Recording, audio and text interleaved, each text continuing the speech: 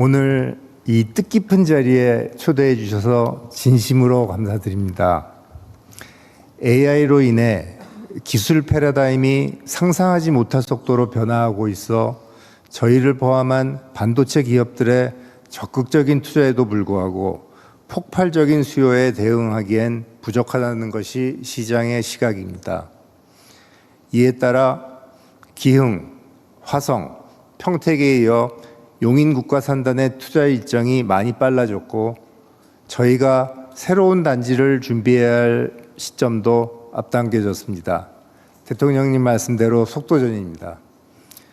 여러 지역 중 전력, 용수, 인력 확보, 그리고 여러 인프라 등 많은 인센티브 지원이 기대되는 광주를 후보지로 계획하고 있습니다. 최첨단 패키지 기술에 대해 말씀드리겠습니다. AI 모델의 학습과 추론에 없어서는 안 될 HBM은 반도체 칩을 적층하는 최첨단 기술이 필요하고 메인팹 수준의 공정을 요구하는 것으로 HBM 팹은 기존의 반도체 후공정 팹과 함께 천안, 온양 등 충청권에 집중 투자하겠습니다. 요즘 석학들이 주목하고 있는 피지컬 AI, 기업들이 경쟁적으로 투자하고 있는 휴머노이드 로봇 분야 투자에 관해서도 말씀드리겠습니다. 로봇 수요는 공장 등 산업 현장뿐만 아니라 가정과 식당, 병원, 요양시설 등 사회 곳곳에서 크게 늘어날 전망입니다. 삼성그룹 내부용 AI 데이터 센터와 함께 저희의 로봇 관련 투자는 경북 구미에 집중하겠습니다. 저희 SDI가 하고 있는 차세대 전고체 배터리, 그리고 신재생 에너지의 필수품인 에너지 저장 시스템 BESS에 들어가는 배터리는 경남, 울산을 중심으로 투자하겠습니다. 차세대 조선 사업은 경남 거제에 계속 투자해 나가겠습니다. 삼성전기가 하고 있는 반도체 칩과 메인보드를 연결하는 최첨단 패키지 기판, 보통 저희들은 서브스트레이트라고 부르는데요. AI 서버뿐만 아니라 일반 서버, 컴퓨터, 전기 자동차에도 꼭 필요한 것으로 이 제품은 부산 공장을 중심으로 투자를 더 확대해 나가겠습니다. 삼성의 전략 사업이자 성장 가능성이 큰 바이오 사업은 인천 송도에 집중 투자하여 세계 최대의 바이오 단지로 키우겠습니다. 기업과 정부, 지자체가 함께 힘을 모으면 대통령님께서 말씀하시는 대체 불가한 대한민국을 만들 수 있다고 확신합니다. 저도 기업인의 한 사람으로서 일조하게 되어 영광으로 생각하고 있습니다. 열심히 하겠습니다. 마지막으로 항상 위기의식을 갖고 기업인의 본분인 고객 중심, 품질 중시, 그리고 최첨단 기술 혁신과 우수 인재 양성에 매진하여 글로벌 경쟁에서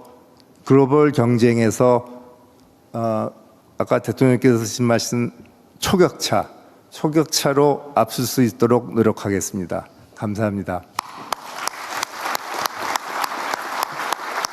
네, 이재용 회장님 말씀 감사합니다.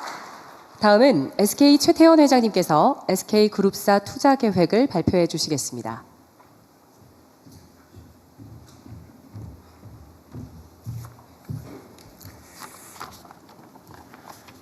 네, SK그룹 최태원입니다. 방금 정부와 삼성의 발표를 잘 보셨습니다. AI를 통한 대한민국의 새로운 전략을 수립하는 방향에 저도 같은 생각입니다. 그런데 저는 여기서 한 가지 좀 근본적인 질문을 드리고 싶습니다. 대한민국은 왜 AI를 해야 할까요? 다시 말해서 우리는 어떤 목표로 AI를 사용해야 할까요? 저는 두 가지라고 생각을 합니다. 지능 생산 시장을 만들어서 하나는 사회의 고비용을 획기적으로 줄이고 또 다른 하나는 국민 경제를 성장시키는 것입니다. 이를 위해서는 지능을 생산하는 지능 생산 공장, 즉 AI 팩토리가 필요로 합니다. 즉 AI 데이터 센터를 빠르게 그리고 큰 규모로 만들어서 지능을 이제 상품을 수출하는 것이 아니라 지능을 수출하고 국내 지능 시장을 구축을 해야 하겠습니다. 여기서 보다 보면 AI 데이터 센터인데 데이터 센터는 그동안에도 많이 있지 않았느냐라고 생각하실 수 있습니다. 맞습니다. 근데 그냥 데이터 센터는 데이터를 저장하는 데이터 스토리지용으로 써왔던 것입니다. 근데 이제 AI 시대에 와서는 이 AI 데이터 센터라 하면 AI 팩토리, 즉 지능을 생산하는 이 형태로 바뀌게 됩니다. 따라서 대한민국에서 이 AI 시대에 적응이 되려고 생각을 하면 AI 공장을 만들어서 즉 AI를 정말 생산을 해야겠습니다. 이에 SK는 SK텔레콤을 주축으로 해서 총 15기가와트 규모의 AI 데이터 센터를 각 지역에 구축하려는 계획을 갖고 있습니다. 1단계로 전력과 부지를 갖춘 여러 지역에 5기가와트의 AI 데이터 센터를 5기가와트라면 상당히 큰 규모입니다. 이 5기가를 한 0.5기가서부터 한 1기가 단위로 쪼개서 여러 지역에 구축을 하려고 하고 있습니다. 최대한 빠르게 구축을 하겠습니다. 이후 2단계에서는 10기가와트의 AI 데이터 센터를 순차적으로 확대하겠습니다. 이 말씀을 드리는 것은 물론 수요자가 수요를 하는 것도 따라와야 되고 저희의 전기도 같이 따라와야 되고 부지, 용수, 하다못해 메모리의 사정까지 저희가 다 고려를 해야 되기 때문에 순차적이라는 표현을 썼습니다. SK가 만드는 AI 데이터 센터는 대한민국의 AI 내셔널 인프라스트럭처가 될 수 있다고 생각합니다. 로봇과 피지컬 AI를 움직이는 심장 역할을 할 것이고 또 AI 데이터 센터 관련 부품이나 장비, 그 이외의 소프트웨어 등 전후방 사업을 다 새롭게 구축할 수 있는 계기가 될 것입니다. 또 궁극적으로는 토큰 이코노미를 만드는 기본적인 토큰 팩토리로 발전을 할 것입니다. 또한 헬스케어와 문화, 교육, 과학 등 다양한 분야에서 또 사회적, 경제적 비용을 줄이고 혁신을 이룩하는 핵심 기반이 될 것입니다. 이 프로젝트는 2035년까지 여러 참여자를 통해서 대략 한 1,000조 원의 규모의 투자가 이루어질 것입니다. 이는 대한민국의 AI를 소비하는 나라에서 이제 지능을 수출하는 나라로 전환을 한다고 생각됩니다. 이렇게 전 세계가 AI 데이터 센터를 많이 짓고 AI를 많이 사용을 하다 보니 AI 수요가 급증합니다. AI 수요가 급증함에 따라서 메모리 반도체 수요 역시 급격한 증가가 예측됩니다. 간단한 설명을 드리면은 마치 어린아이가 나이를 먹어가면 먹어갈수록 또 경험을 쌓이면 쌓일수록 기억이 점점 많아집니다. 저장해야 될 기억이 되게 많아지는 것처럼 AI도 성능과 사용이 계속 늘어나간다면 메모리 반도체의 수요도 같이 기하급수적으로 증가하게 됩니다. 그래서 이에 이미 메모리 반도체 시장은 극심한 공급 부족입니다. 앞으로의 부족 상태는 더 심해질 것입니다. 하지만 이렇게 지나친 공급 부족은 또 상당히 높은 가격 상승과 더불어서 미래 시장을 축소시키는 우려가 있습니다. 메모리 시장뿐만 아니라 AI 시장조차 축소시키는 우려가 존재합니다. 그래서 이러한 장애를 초래하지 않고 지속 가능한 시장을 안정화시킬 필요성이 있습니다. 따라서 우리는 지속적인 발전을 계속 해나갈 토대를 만들 필요가 있습니다. 이를 위해서는 메모리 반도체 공급을 대폭적으로 더 늘려야겠습니다. SK 하이닉스는 증가하는 메모리 수요를 대응하기 위해서 2045년에 완공 예정이었던 용인 클러스터를 이 계획을 12년 앞당기기로 했습니다. SK하이닉스는 D램 증산을 위해서 용인에 약 600조 원, 그다음에 낸드 증산을 위해서 청주에 한 100조 원 정도의 투자를 앞당겨서 실시하도록 하겠습니다. 또 메모리 반도체 수요는 용인과 청주 저희가 이걸 좀 앞당겼다 하더라도 앞으로도 계속 공급 부족에 시달릴 거라고 생각됩니다.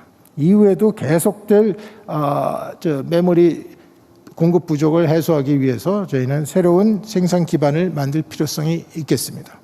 또 새로운 반도체 공장을 짓기 위해서는 지금부터 부지 선정과 기존의 인프라 구축을 해야 하겠습니다.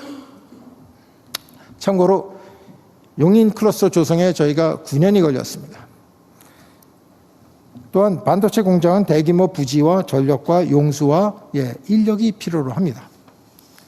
그래서 SK하이닉스는 제반 요건을 충족하는 곳에 공장을 건설할 것이고 이러한 조건을 만족할 것으로 기대되는 서남권에 약 400조 원을 투자해서 새로운 클러스터를 조성하고자 합니다. 이는 글로벌 수요에 대응하고 지속 가능한 시장을 만들기 위한 의사결정입니다. 종합해서 말씀드리자면 AI 데이터 센터 프로젝트에 약 1,000조, 반도체 공급 확장 프로젝트에 한 1,100조를 계획하고 있습니다. 물론 이것은 시장의 수요를 면밀히 관측하고 투자를 집행하겠습니다.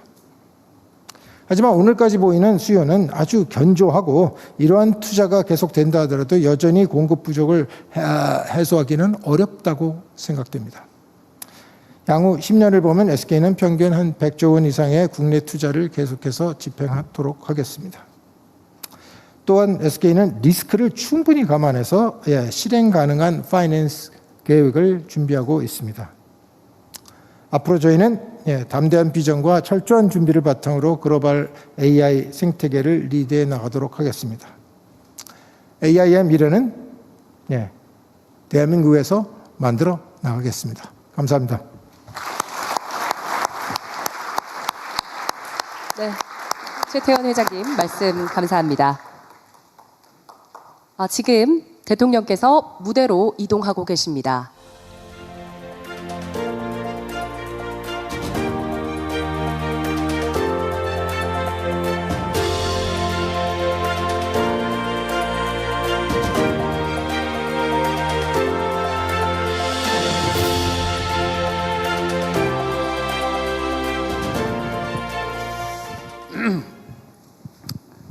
네, 참으로 감격적인 순간입니다.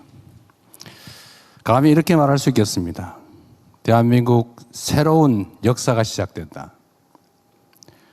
지금 우리는 상상할 수 없는 새로운 미래를 맞이하고 있습니다. 오늘이 그 첫 출발점이 될 것입니다. 저는 우리 기업인들을 대표해서 이 두 분에게 국가 영웅 또는 국민 영웅이라고 불러드리고 싶습니다. 기업이 이익을 위해서 활동하기도 하지만 국가 공동체의 미래를 위해서 활동할 수도 있다는 점을 확실하게 증명했습니다. 더 나은 조건을 갖추고 있는 해외로 나갈 수도 있겠지요. 그러나 우리 기업들이 우리 국민들과 우리 대한민국의 미래를 위해서 이와 같이 국가적으로 어려운 선택을 또 어려운 결단을 해 주신 점에 대해서 우리 국민들을 대표해서 제가 인사 한번 드리도록 하겠습니다.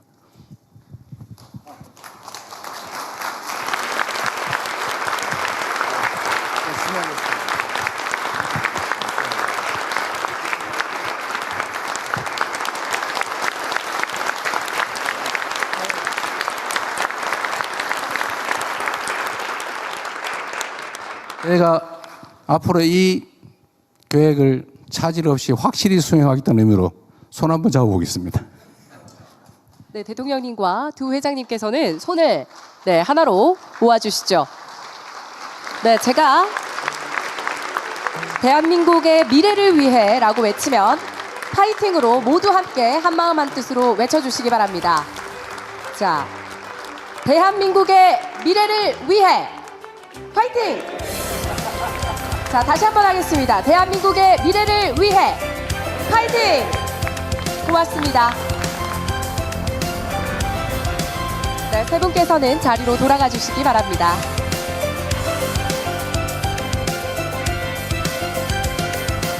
네, 급변하는 글로벌 환경, 그야말로 판이 흔들리는 현실 속에서 대한민국의 경제의 새로운 도약을 이끌 3대 메가 프로젝트 그리고 미래 성장 전략을 함께 이야기 나눠보는 뜻깊은 자리 함께하고 계십니다.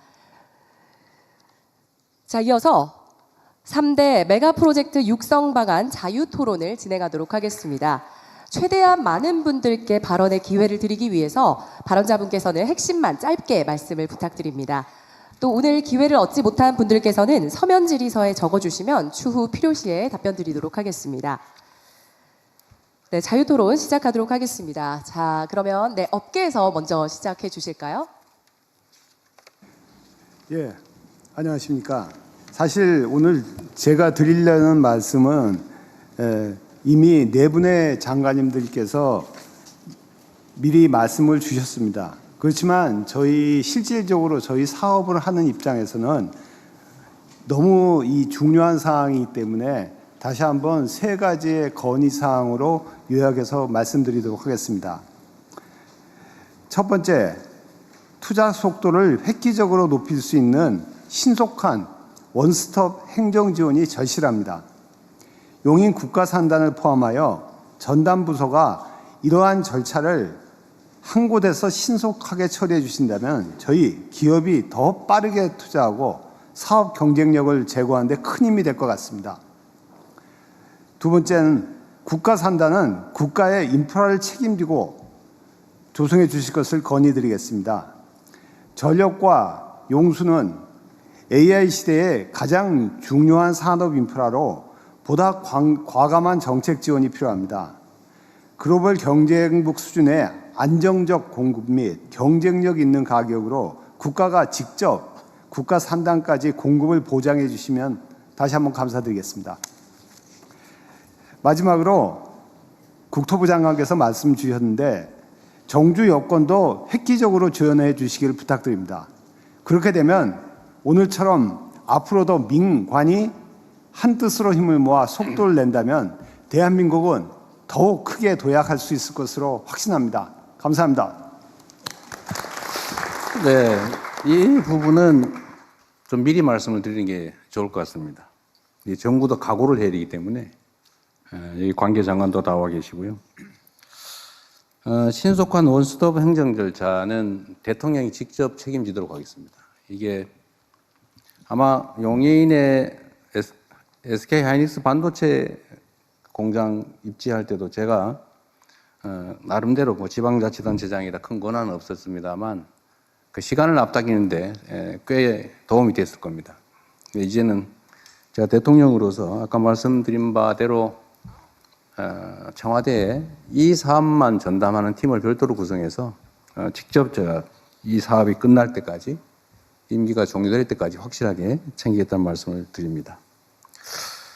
두 번째로 국가산단 인프라, 특히 이제 전력과 용수 등 이제 꽤 비용이 드는 부분인데 이거는 이미 반도체 특별법에 지방에 대한 우선 지원이 가능하도록 되어 있기 때문에 이 부분은 정부에서 확실히 책임을 지도록 하겠습니다. 다만 이게 이제 예산이 꽤 많이 부담되는 것이어서 해당 지방 정부가 또 일부 부담을 하면 원하시는 바대로 전부 정부 영역에서 지방 정부, 중앙 정부 영역에서 책임을 질 수 있을 거다. 그리고 마침 또 민영배 당선자, 광주 전남 특별시 당선자께서 시장 당선자께서 지방 통합에 따른 최대 20조 원, 연간 5조 원 한도에서 정부 지원을 받게 되면 뭐 최대 본인들이 지원받는 금액 전부를 투자해서라도 반드시 책임을 지겠다 이렇게 또 말씀을 하시고 계세요.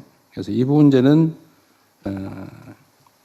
확실하게 저희가 책임지겠다 이 말씀드리고요.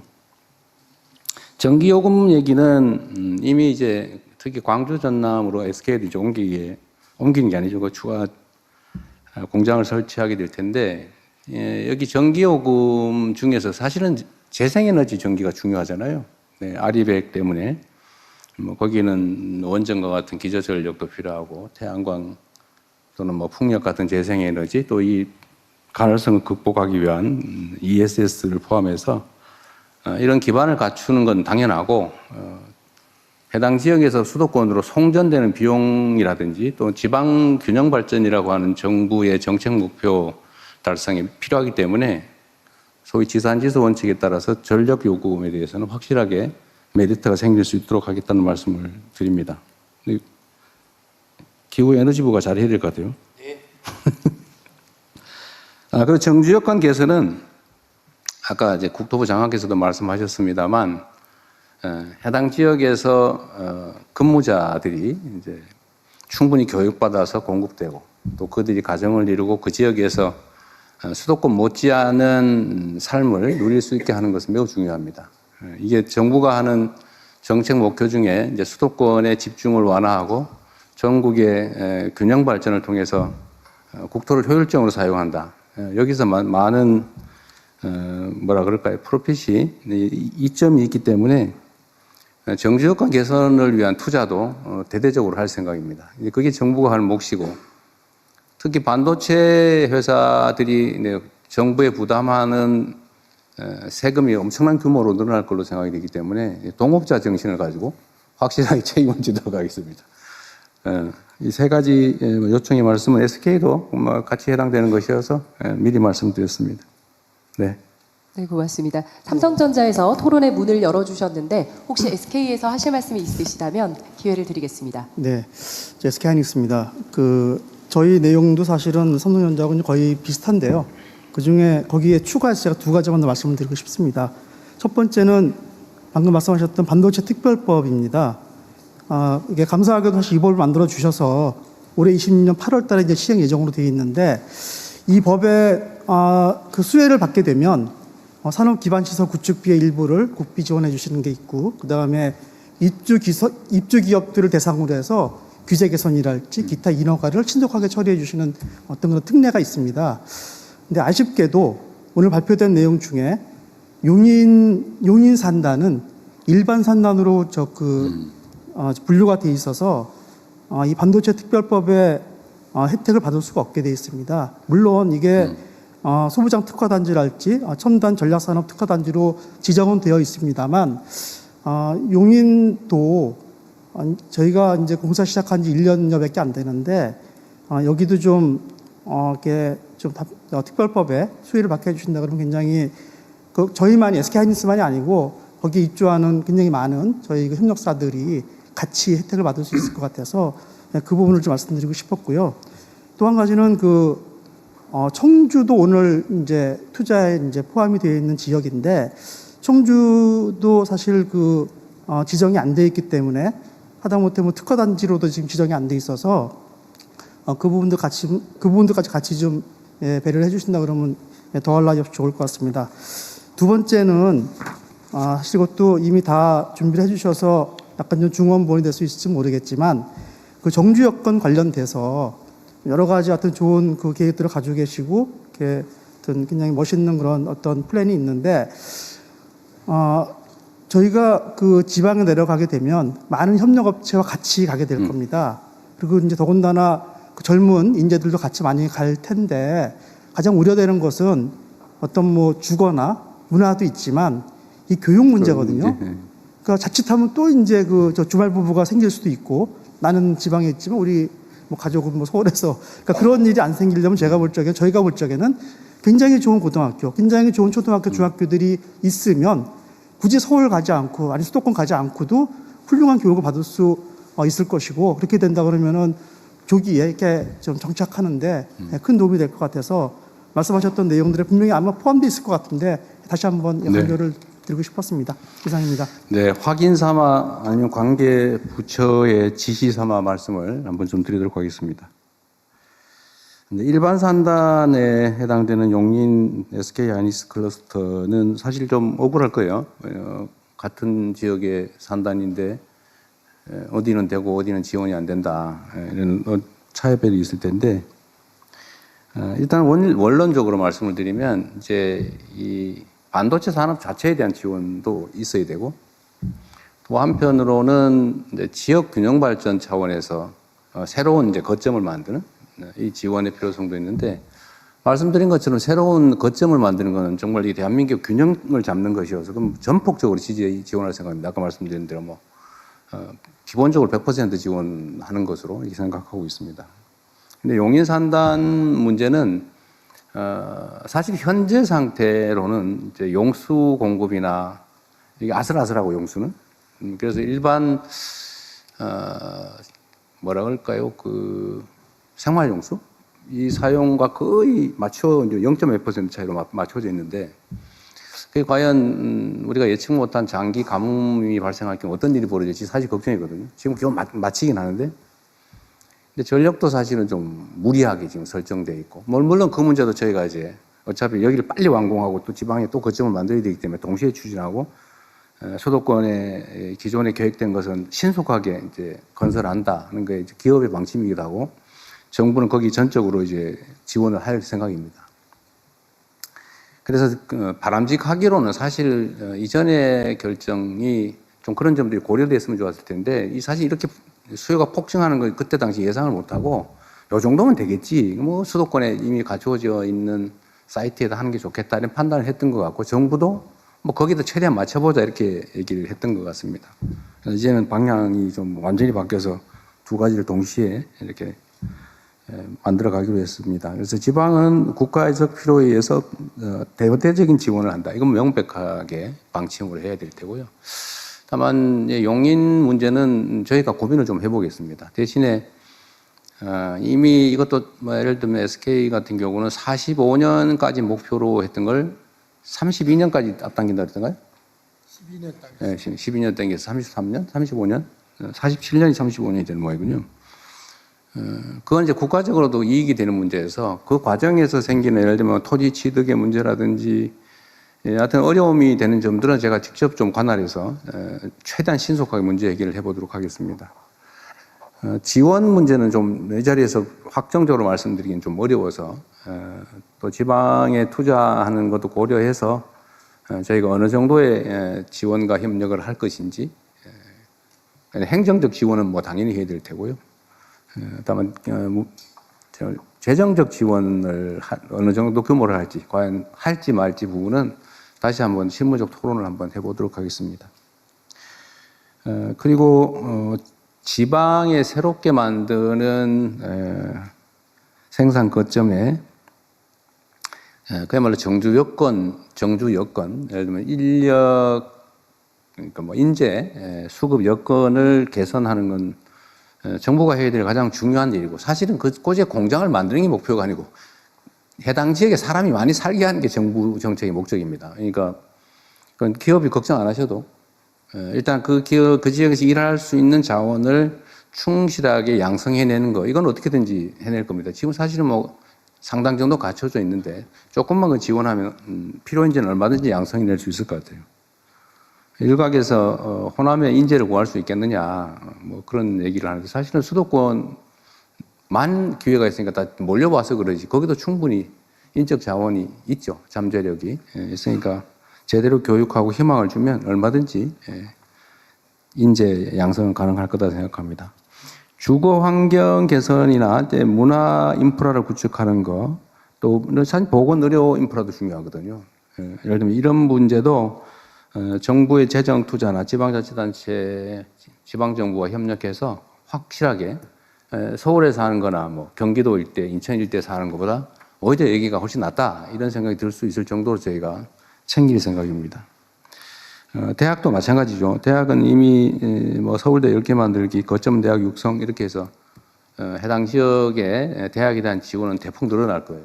그래서 인재 양성이나 대학 지원은 문제가 없을 건데 이제 초중고가 사실은 큰 관심사죠. 젊은 노동자들이 과연 그 지역에서 아이들을 양육하면서 생활할 수 있겠느냐. 이게 최고의 관건인데 저희 정부의 현재 계획으로는 가능한 모든 방안을 다 동원한다. 예를 들면 특수한 형태의 뭐 교육 방식이나 이런 것들도 다 필요하면 도입할 수 있도록 하고 해당 지역이 지금 그 광역통합특별법에 적용을 받기 때문에 이런 예외적 조치가 상당 정도 가능하게 돼 있죠.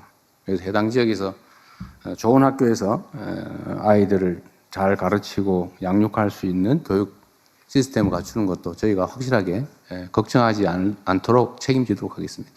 네, 고맙습니다. 하나 안내 말씀드리면 발언하실 때 소개를 꼭 부탁드립니다. 자, 그럼 발언을 희망하시는 분들께서는 자유롭게 손을 들어서 저랑 마주보고 있는 스트라이프 셔츠 네, 감사합니다. 피지컬 AI 기업 다임의 대표를 맡고 있는 장영재입니다. 다임은 제조 피지컬 AI 카이스트의 연구소 기업으로 시작을 했고, 그리고 현재 이 제조에 지능을 넣는 그러한 사업으로 사업을 확장하고 있는 딥테크 기업입니다. 저는 카이스트의 또 한편 교수로서 교수 창업을 한 또 기업인이기도 합니다. 제가 오늘 제안드리고 싶은 것은요, 이 피지컬 AI 기반 공장 수출 산업에 대해서 제안드리고자 합니다. 저희가 해외 기업들과 일을 하면서 해외 기업들의 요청이 상당히 많습니다. 이 피지컬 AI 기술이 필요한데, 그렇다면은 지능뿐만 아닌 로봇은 어떻게 넣어야 되는가? 그리고 센서, 그리고 제어기, 그리고 부품들은 어떻게 넣어야 되는가? 더 나아가서 공장을 턴키로 지어줄 수 없느냐? 이런 요청이 상당히 많습니다.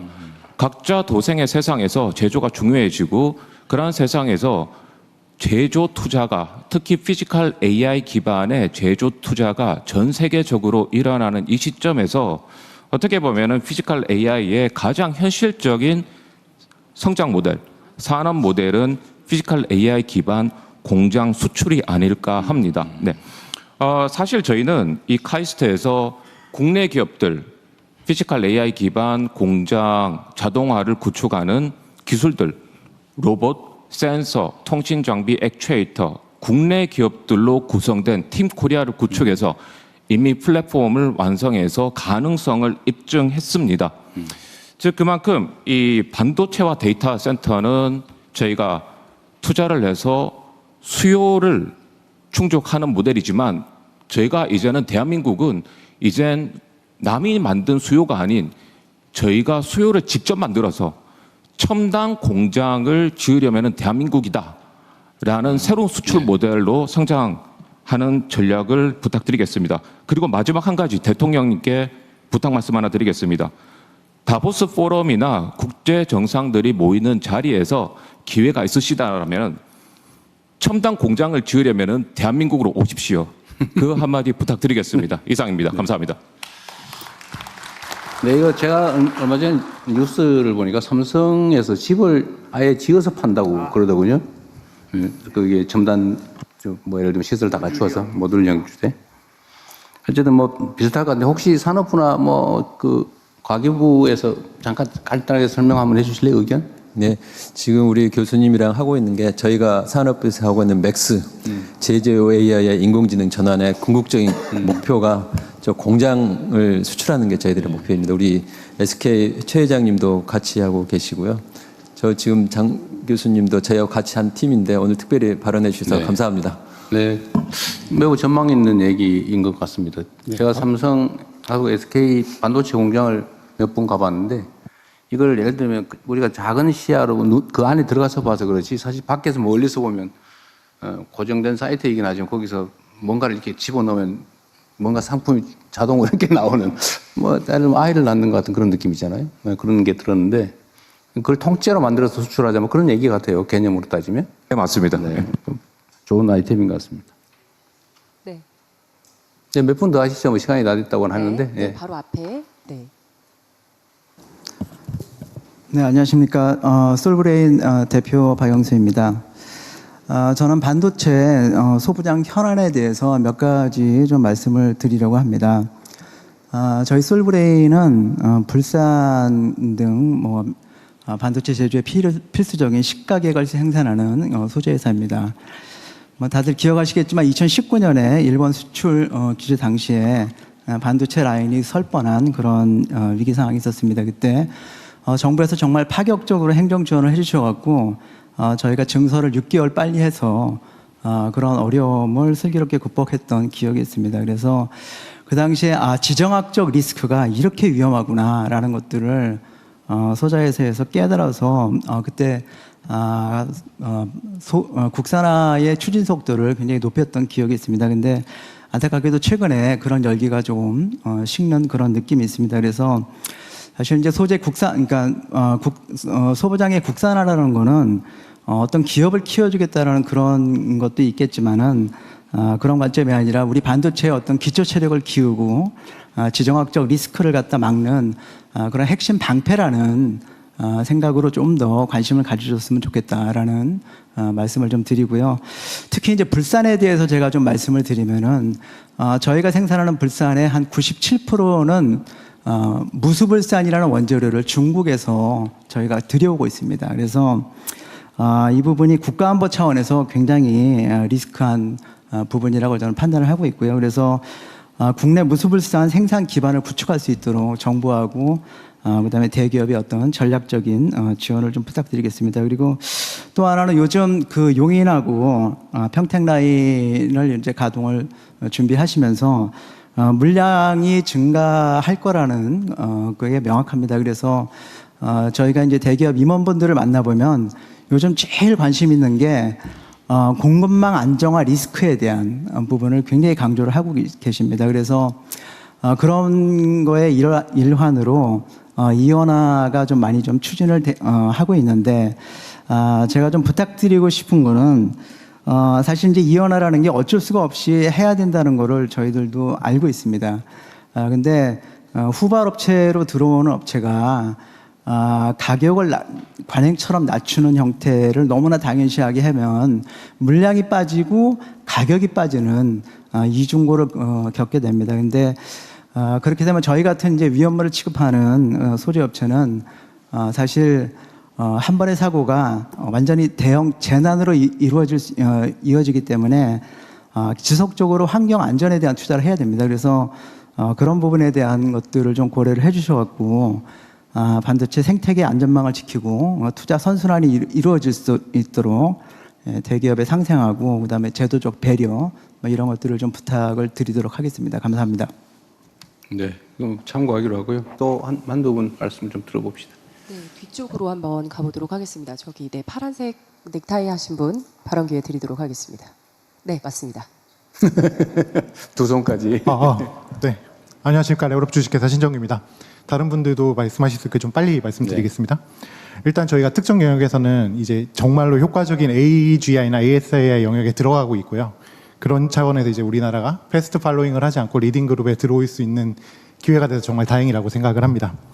그런데 저희가 미국이나 중국이랑 같은 효율로 시합을 해서는 사실 이길 수는 없습니다. 가장 큰 건 자본 문제고요. 그렇기 때문에 저희가 자본의 한계를 인정을 하고 그거를 커버치는 정책을 만들어야 된다고 생각이 드는데요. 예를 들면 저희가 AIDC를 건설을 한다. SK에서 이제 큰 AIDC를 만든다고 하면 3천억을 들여서 만들었는데 하루 놀면은 하루에 이제 10억씩 날아가는 엄청나게 감가상각이 큰 비즈니스고, 이런 비즈니스는 수요와 동시에 공급을 어떻게 이 두 가지의 밸런스를 맞추느냐가 굉장히 큰 핵심이 됩니다.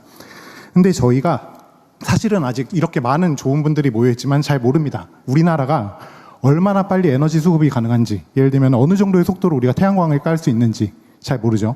그 다음에 GPU가 뭐 엔비디아도 있지만 NPU가 필요하다. 그럼 우리나라가 도대체 어느 정도의 속도로 NPU를 보급할 수 있는지, 예를 들면 우리가 지금 10만 장이 당장 필요하다. 그러면 10만 장을 수급할 수 있는지도 모르고요. 그 다음에 무슨 모델을 만들어서 어떻게 서비스를 해야 할지, 그러니까 이렇게 만든 데이터 센터에서 실제로 서비스를 직접 돌려야 이윤이 나지, 안 그러면 사실 해외 업체한테 데이터 센터 지어주는 꼴밖에 안 되거든요. 그럼 실제로 어떻게 비즈니스 모델을 만들 것인지, 결국 이 모든 것들이 AI라는 산업을 두고서 파이프라인을 만들어야 되는 일이 되는데, 이게 사실은 굉장히 비효율적일 수밖에 없습니다. 아까 직접 대통령님께서 이러한 종류의 정책을 전부 다 그립을 지고 가시겠다고 했기 때문에 드려보는 말씀인데, 여기서 어떤 파이프라인을 만들었을 때 지연이 발생을 하거나 아니면 계획과 조금 엇나가는 것들을 생각을 하면, 그런 경우를 가정을 하면 모든 파이프라인의 주체들이 다 조금씩 지연이 되게 되고요. 결국 이거는 자본이 로스되는, 그러니까 자본이 잃어버리는 형태로밖에 나타나지 않게 됩니다. 그래서 좀 고려해 주셨으면 하는 거는, 이런 파이프라인을 설계를 할 때 최대한 이 시장에 맡기되 그 시장에서 각각 발생하는 모든 주체들의 조율 역할을 잘 해주셔서, 이런 어차피 우리나라가 그렇게 많은 자본이 있는 나라가 아니니까 이 자본의 효율성을 최대화하고 최적화할 수 있도록 신경 써 주셨으면 좋겠습니다. 네. 어쨌든 그런 문제가 이제 현실적 장애가 되지 않도록 만약에 지휘탑을 만들게 되면 해당 공무원뿐만 아니라 관련 업체에서도 함께 논의할 수 있는 기회를 만들려고 하니까요. 뭐 필요할 때 얼마든지 얘기하셔도 될 것 같습니다. 네, 고맙습니다. 네, 이미 예정된 시간이 지났습니다. 네, 한두 분 더 꼭 하시죠. 필요한 의견이 있는 분들 중 모두의 한 분만. 공통의 과제에 관한 얘기를 해주시면 좋을 것 같아요. 네, 네. 확실하게 공통의 과제라고 지금 다짐을 하시니까 한번 얘기 한번 들어보죠. 네, 꼭 필요하신. 감사합니다. 발언 기회 주셔서. 수자원공사 사장입니다. 최근에 산업용수 부족에 대한 우려를 하신 분들이 일부 계셔서 말씀드리겠습니다.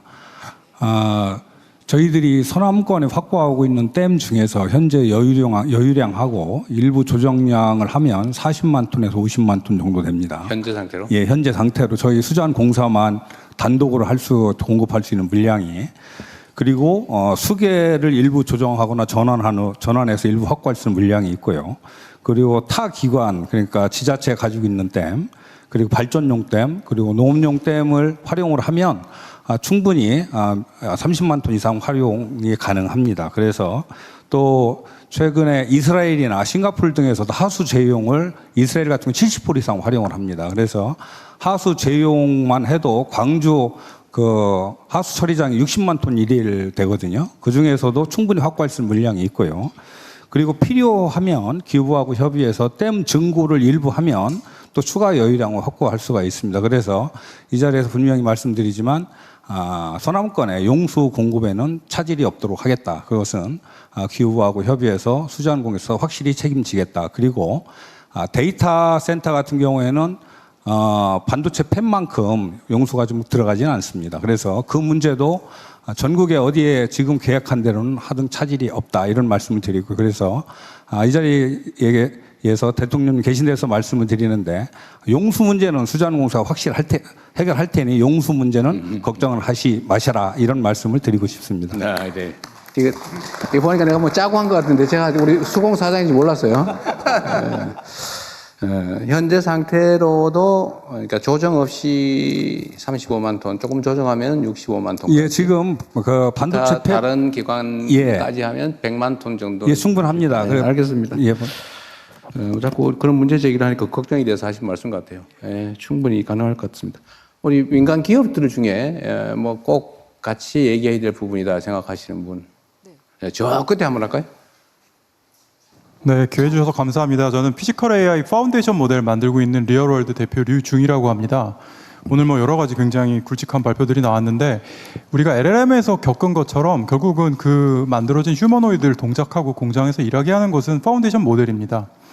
그런데 이 피지컬 AI 파운데이션 모델은 LLM보다 만들기가 훨씬 어렵습니다. 왜냐하면 언어 모델은 웹에 있는 언어 데이터를 이용해서 쉽게 개발할 수 있는 반면에 피지컬 AI는 공장에서 사람들이 일하고 있는 데이터부터 모아야 됩니다.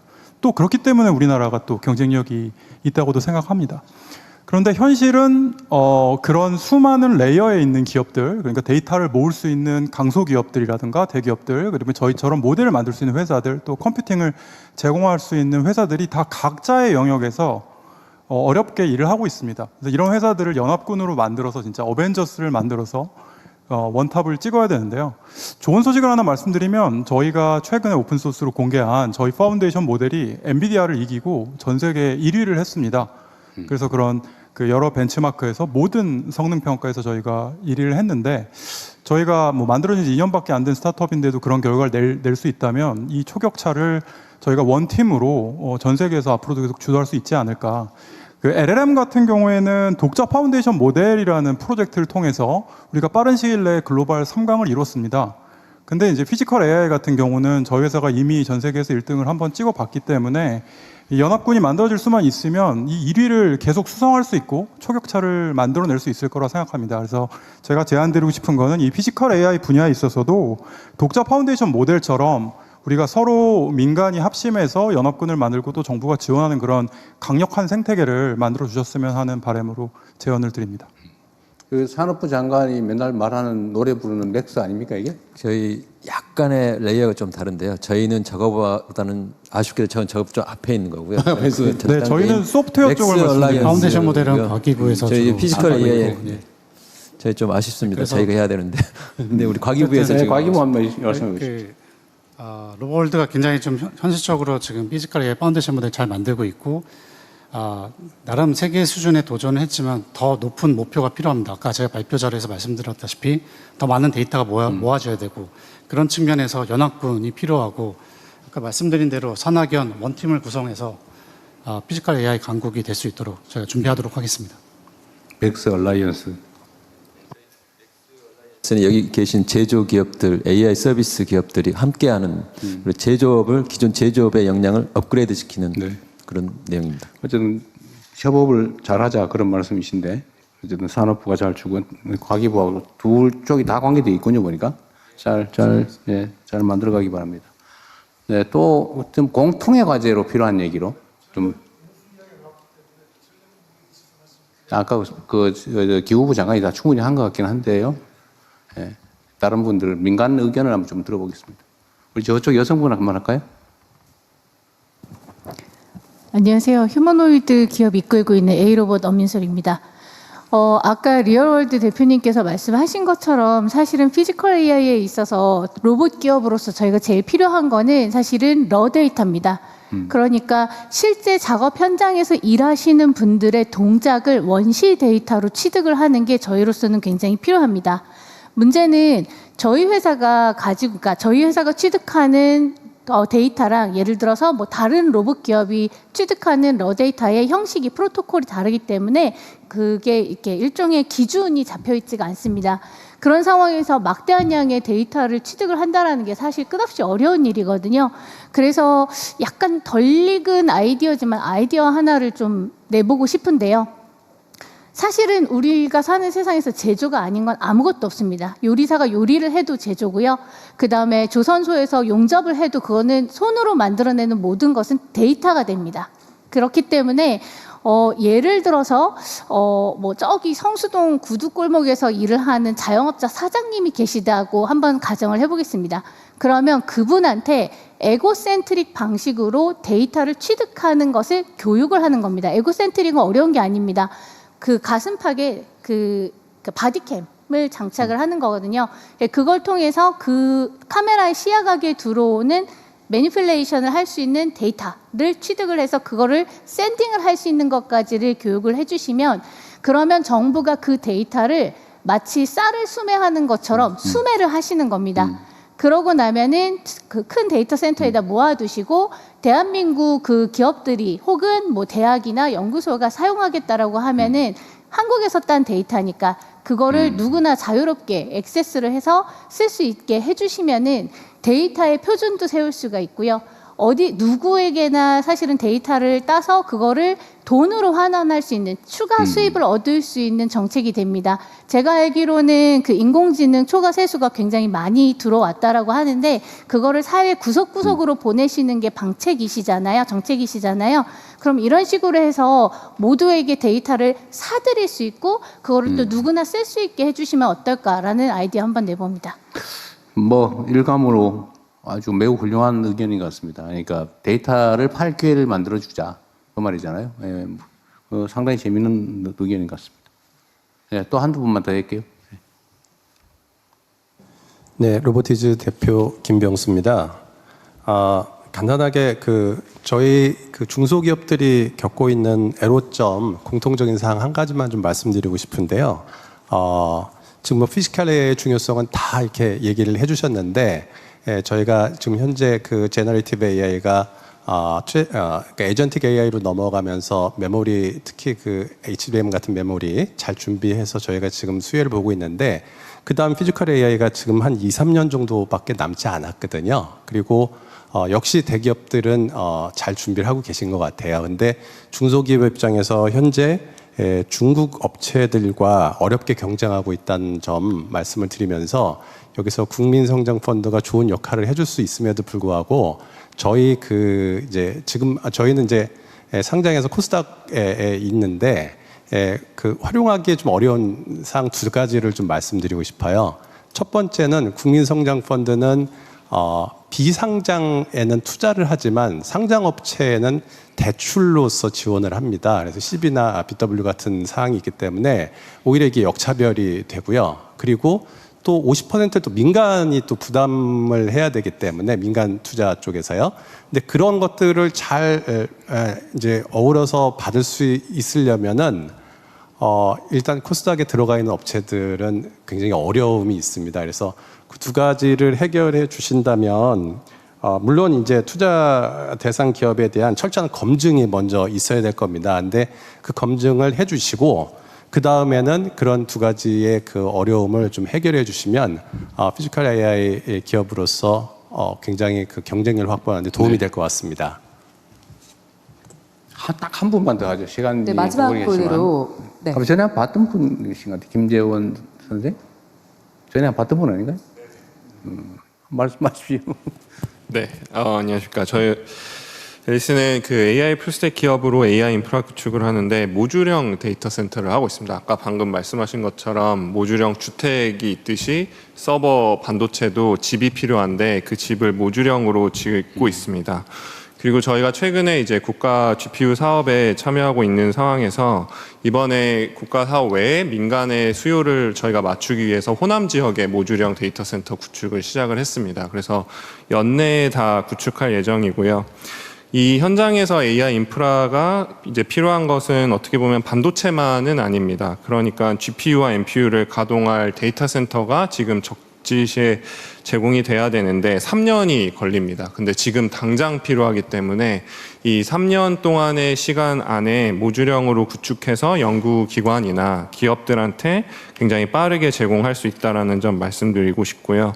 그리고 추가적으로 클라우드 기술이 굉장히 중요합니다. 그래서 데이터 센터는 물리적인 공간이고 클라우드는 가상화된 공간인데 그 클라우드 기술이 국내가 좀 취약해서 이 부분에 대한 추가적인 연구가 굉장히 중요합니다. 그래서 이제 대통령님께서 말씀 주신 어떻게 보면 5만 장 빨리 구축해서 운영해야 된다라고 하신 부분을 정말로 전력과 인허가 금융 지원이 전폭적으로 지원이 되면 저희 같은 경우는 정말 연내 그리고 내년에 5만 장을 구축해서 운영할 수 있는 모듈형 데이터 센터 기반이 마련됐다고 말씀드리고 싶고 그걸 꼭 도전해서 구축을 완료하고 싶습니다. 감사합니다. 네.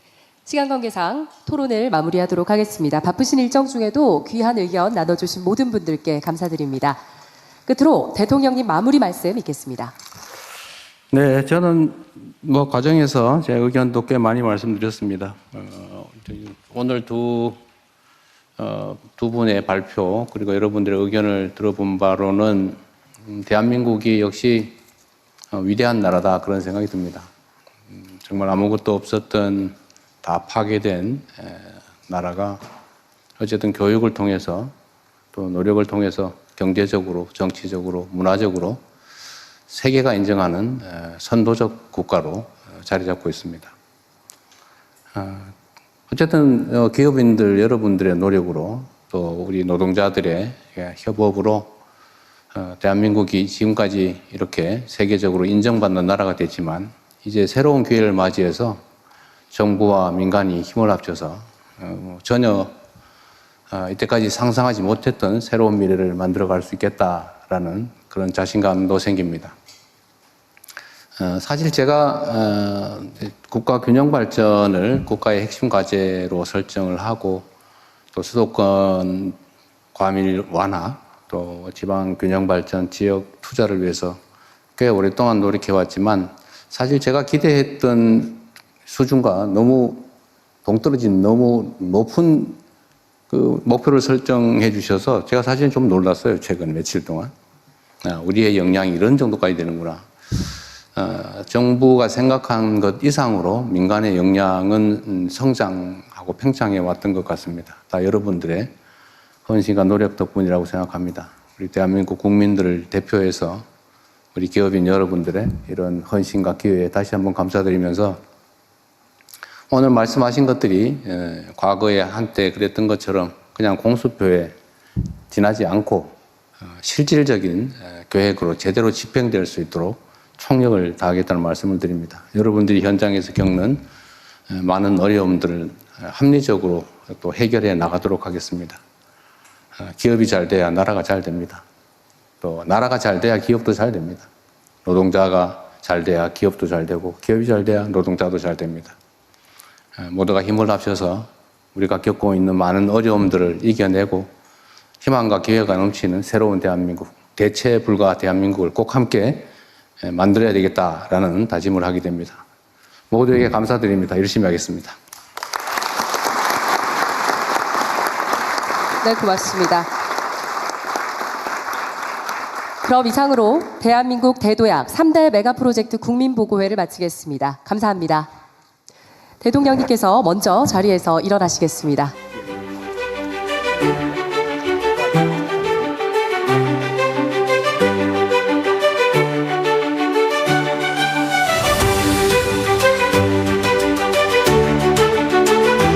오늘 참석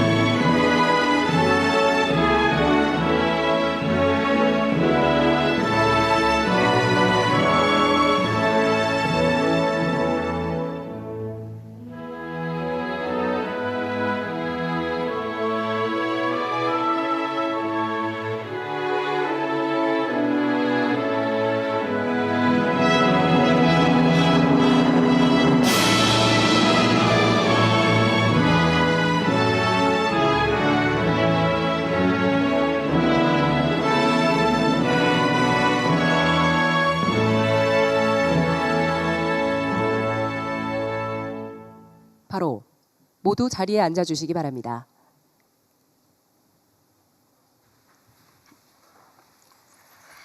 지금부터 대한민국 대도약 3대 메가 프로젝트 국민보고회를 시작하겠습니다. 그럼 대통령님의 모두 발언이 있겠습니다. 네, 이 자리를 지켜오시는 국민 여러분, 제가 1년 남짓 대통령직을 수행하면서 나름 해야 될 일들을 성실히 해왔고 그에 따른 작은 성과들도 있었다 이렇게 자부합니다. 그러나 오늘 이 발표는 물론 기업인들의 결단에 의한 것이긴 하지만 우리가 국가적으로 가지고 있는 역량들을 대대적으로 투자함으로써 또 지방정부가 가지고 있는 역량을 최대 동원함으로써 새로운 가능성, 새로운 미래를 열게 되었다는 그런 자부심이 있습니다. 제가 지금까지 해낸 일 중에서 우리 국민 여러분의 협조 덕에 많은 것들을 이뤄냈지만 오늘 이 성과는 가장 큰 국민적 또 역사적 성과라고 생각합니다. 우선 여기 함께 하신 두 분 회장님께 감사 말씀을 드리지 않을 수가 없습니다. 이 자리에 계시지 않은 우리 대한민국의 산업 경제를 이끌어가는 우리 기업인 여러분께도 감사 말씀을 드립니다. 아마 함께 하게 되겠지요. 여러분들이 만들어낸 이 거대한 대전환의 결단을 우리 정부가 전적으로 잘 지원하겠다는 말씀을 드리면서 준비된 말씀을 몇 가지 드리겠습니다. 대한민국은 새로운 대도약의 전환점에 서 있습니다. 이 대도약을 준비할 또 수행할 주역인 두 분을 한자리에서 만나게 돼서 참으로 반갑습니다. 국정 2년차 올해를 세계 어떤 나라도 대신할 수 없는 대체 불가 대한민국의 꿈이 시작되는 한 해로 꼭 만들겠습니다. 이를 위해서 가장 핵심적인 과제는 초격차 산업 강국으로의 대도약입니다. 반도체, 인공지능 등 첨단 기술 분야의 압도적 경쟁력을 확보하고 이를 통해 일궈낸 성장의 과실이 전국 모든 국민들에게 골고루 퍼져나갈 수 있도록 또 모든 국민들이 체감할 수 있도록 만들어 나가야겠습니다. 오늘 이 자리가 이 막중한 과업을 수행하는 첫 출발점